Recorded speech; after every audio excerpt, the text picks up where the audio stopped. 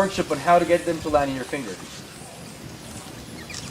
You don't have to worry much about the bees and stuff. If you don't press on them or grab them, they're not going to bother you. Look at that. Yeah. So if you put your fingers like a couple of inches away from the hole in a 45 in like a perpendicular degree, and a little bit higher than the feeder, just like I'm doing there now. Yeah.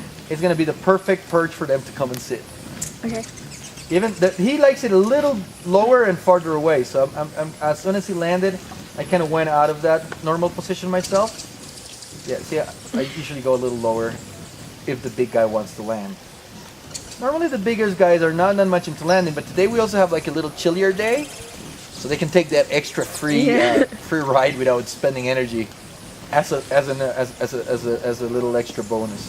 He's flying right by me. Yeah. Feels like they're gonna I know, hit you, but they I don't. probably brushed past my ear.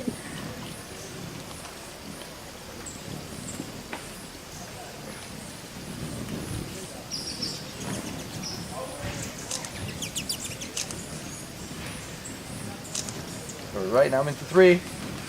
Got a 4. Can we slow mo? Yeah, slow mo. Hold me the hummingbird charmer.